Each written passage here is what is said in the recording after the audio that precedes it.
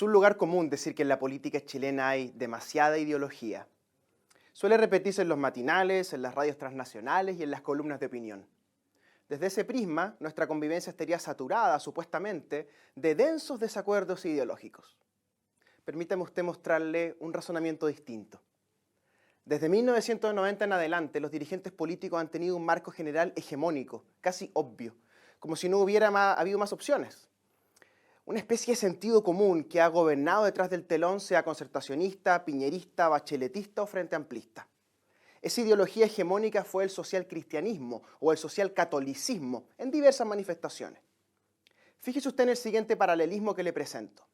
Sebastián Piñera Echeñique y Gabriel Boric Font se parecen en algunos elementos.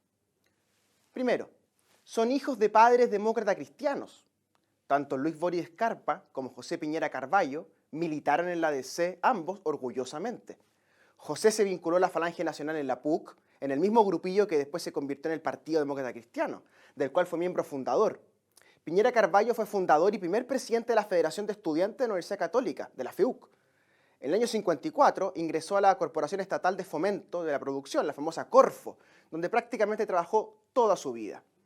Durante todo el gobierno del presidente Eduardo Frei Montalva fue nombrado en cargos de embajador, primero en Bélgica, en Europa, y luego ante la ONU, en Nueva York, en los Estados Unidos. Luis Boric Escarpa también es demócrata cristiano y vivió toda su vida en Punta Arenas. Solo se mudó cuando se fue a estudiar Ingeniería Química en la Universidad Católica de Valparaíso.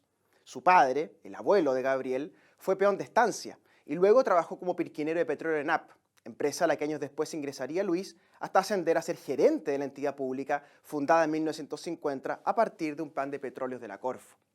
Así, los padres de Piñera y Boric son demócratas cristianos que hacen su vida en empresas públicas, ya sea en la Corfo en Santiago o en la ENAP en Punta Arenas. Es una curiosa y profunda coincidencia, aunque no es la única. Segunda característica en común. Ambos tienen obispos cercanos en sus familias. Bernardino Piñera en La Serena y Vladimiro Boric en Punta Arenas. Ambos diocesanos. Es decir, Piñera y Boric tienen obispos de la misma tendencia católica. Veamos una tercera característica en común. Ambos, a su modo, quiebran con su tradición familiar demócrata cristiana. Gabriel Boric hacia la izquierda y Sebastián Piñera hacia la derecha. Sebastián evaluó, de hecho, ingresar a la DC y desechó esa opción por la enorme cantidad de liderazgos que ese partido tenía a finales de los 80 y principios de los 90. Gabriel, en cambio, desde su adolescencia, fue díscolo y se posicionó en una crítica radical hacia la generación de su padre y la tienda política donde militaba él. En la figura larga de Piñera, lo que vemos es un social cristianismo o un social catolicismo de derechas, con tintes de moral liberal y un fuerte énfasis en el crecimiento económico. Tal como ha señalado el siempre inteligente Arturo Fontaine, el autor clave para comprender a Piñera es el filósofo Michael Novak. Son citas de ese pensador católico las que suelen decorar algunos de los ensayitos escritos por Sebastián en su juventud, aparte de abundantes menciones a encíclicas papales. Según Fontaine, en Piñera aparecen con claridad dos ideas teológicas muy hondas. Primero, que la obra de Dios está incompleta. Y segundo, que es el trabajo humano la forma de edificar lo faltante mediante el sacrificio. Ante todo, el trabajo es sacrificio y ese sacrificio es redentor de pecados. En la figura de Boric, en cambio, vemos un giro hacia el social cristianismo o social catolicismo de izquierdas. Ese es, a mi entender, la matriz ideológica con la cual gobierna Gabriel. Quizás él no lo sabe, quizás no lo ha buscado del todo. En su adolescencia, Boric era un ácido lector de textos de Gramsci y comentarios que se hicieron a sus cuadernos de la cárcel. En particular, ese es el punto de influencia del docente de sociología del Campo Gómez Millas, Carlos Ruiz Encina, sobre Boric, una interpretación de Gramsci que viene alimentando a las izquierdas desde finales de los 80, en la llamada zurda y luego en los movimientos autonomistas de la Universidad de Chile. Aparte de esta formación gramsciana, es útil observar a quienes han sido influyentes en la formación del joven Gabriel, cuando éste daba sus primeros pasos en la política congresal. En esa etapa fue sumamente importante, y hasta hoy, la presencia de Luis Mayra en su pensamiento. Durante un buen tiempo se le solía ver paseando y conversando en los cafés del barrio de Bellas Artes. Mayra fue suegro de Boric un par de años, dado que Gabriel fue pareja de su hija Margarita, cuya madre es la escritora Marcela Serrano, hermana de Margarita y Sol. Luis Mayra es un exdemócrata cristiano. en 1966 constituyó una corriente interna dentro del partido denominada tercerista junto a Pedro Felipe Ramírez, Bosco Parra y Jacques Chonchol, otros dirigentes que comenzaron a orientarse hacia el socialismo. Esta corriente levantó la tesis del llamado socialismo comunitario, inspirada en algunos pensadores cristianos como Manuel Mugne y Erich Fromm. La influencia de Mayra, aún siendo muy joven, fue decisiva. Por ejemplo, fue el secretario ejecutivo de la campaña presidencial de su compañero de partido, Radomiro Tomic, en 1970. El famoso 30 de julio de 1971 fue uno de los 6 diputados adscritos a la corriente interna tercerista que optó por retirarse de la democracia cristiana, fundando la llamada Izquierda Cristiana, dirigida por Mayra, Bosco Parra y Jacques Chonchol. La Izquierda Cristiana apoyó al gobierno del presidente socialista Salvador Allende, integrándose de forma plena a la Unidad Popular. En la Izquierda Cristiana y en el MAPU surgiría prontamente la cristologización de la figura de Allende. Son ellos, los jóvenes católicos, quienes vierten sobre el presidente socialista masónico Mecuras un manto de socialcristianismo radicalizado. A su vez, el inteligente Chicho necesitaba de esos apoyos para quebrar al centro, tal como había hecho antes con el Partido Radical, que se dividió entre oficialistas y opositores. Por eso Mayra fue clave y se desempeñó como jefe de bancada o coordinador político del bloque de diputados de la coalición oficialista por encargo del propio Allende. Es esa versión de Salvador, esa idea del presidente cristologizado, martirizado y bautizado, la que sería la principal inspiración intelectual de Gabriel Boric. Otro elemento en común entre ambos líderes es la relevancia que le otorgan o le otorgaron a la liturgia. Tanto en Piñera como en Boric se le otorga gran importancia al hablar, casi pontificando, uno sobre el crecimiento y otro sobre este difuso discurso de la igualdad.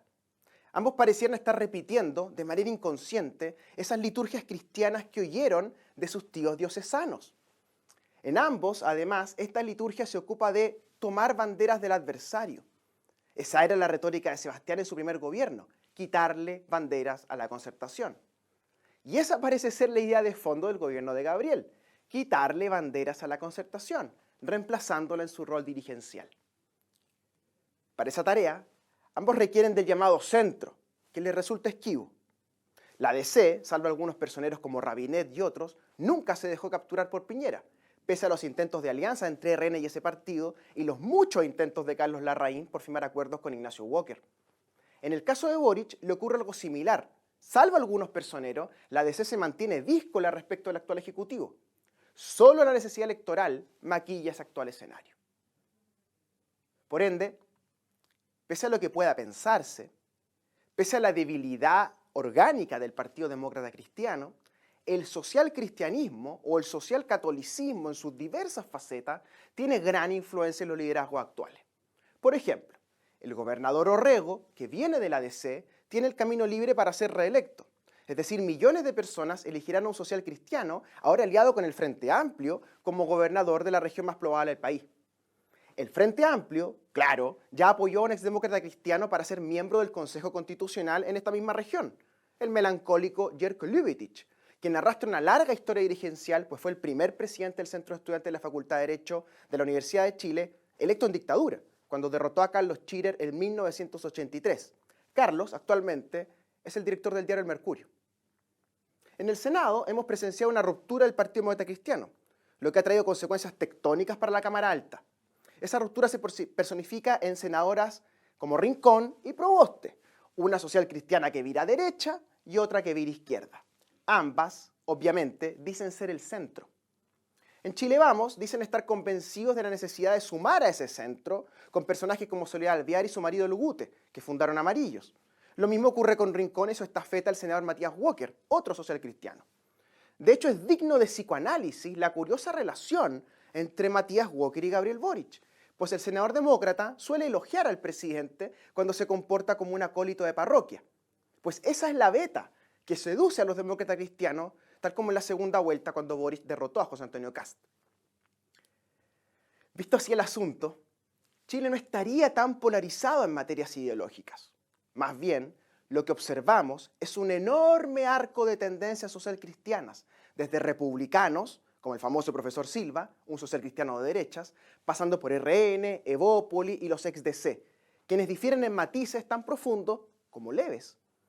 Visto así, esos dirigentes no difieren del todo de los socialcristianos de izquierdas, esos que vienen del techo y hoy poblan el Partido Socialista, el Frente Amplio e incluso el Partido Comunista.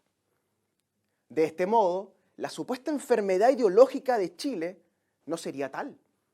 Más bien, el país vive bajo una especie de ideología única, sustentada en una suerte de buena onda, un sacrificio encarnado en estos dirigentes políticos, movidos por el mayor instrumento de la modernidad, el gasto público.